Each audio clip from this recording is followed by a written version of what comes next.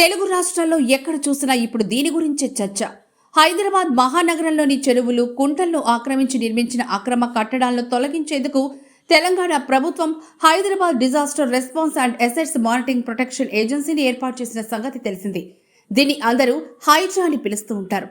నిజాయితీ కలిగిన ఐపీఎస్ అధికారిగా గుర్తింపు పొందిన ఏవి రంగనాథ్కు దానికి కమిషనర్గా నియమించారు.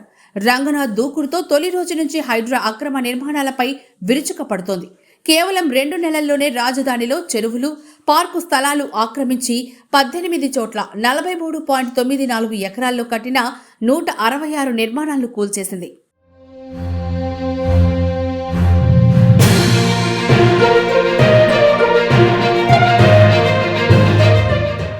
ముఖ్యంగా సినీ నటుడు అక్కినేని నాగార్జునకు చెందిన ఎన్ కన్వెన్షన్ హాల్ ను కూల్చేయడంతో హైడ్రాకు ప్రశంసలు దక్కుతున్నాయి.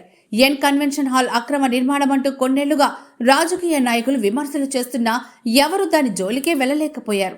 ఇన్నాళ్లకు సరైన ప్రభుత్వం అధికారి కలిసి దాన్ని కూల్చేయడం అభినందనీయమంటూ ప్రశంసలు దక్కుతున్నాయి. మేనిఫెస్టోలో ఇచ్చిన హామీలు సక్రమంగా నెరవేర్చడం లేదంటూ ప్రతిపక్షాలు చేస్తున్న ఆరోపణలతో ఉక్కిరి బిక్కిరి అవుతున్న రేవంత్ రెడ్డి సర్కార్కు హైడ్రా రూపంలో భారీగా ఊరట దక్కుతోంది. గత ప్రభుత్వాలు చేయలేని పనిని రేవంత్ రెడ్డి ధైర్యంగా చేస్తున్నారు అంటూ ప్రజలు ప్రశంసలు కురిపిస్తున్నారు.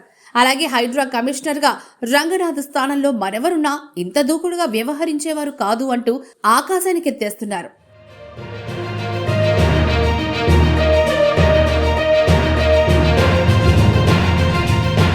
అయితే ప్రశంసలు దక్కినప్పుడే శత్రువులు కూడా ఎక్కువవుతారని పెద్దలు చెప్తుంటారు.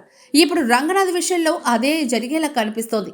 రాజకీయ నాయకులు, పారిశ్రామికవేత్తలు, సెలబ్రిటీల అక్రమ నిర్మాణాలు కూల్చివేస్తూ ఉండడంతో రంగనాథ్ ప్రాణాలకు ముప్పు కలగనుందని ప్రభుత్వ వర్గాలు భావిస్తున్నారు. ఈ నేపథ్యంలోనే హైడ్రా కమిషనర్ రంగనాథ్ ఇంటి వద్ద పోలీసులు భద్రత పెంచారు.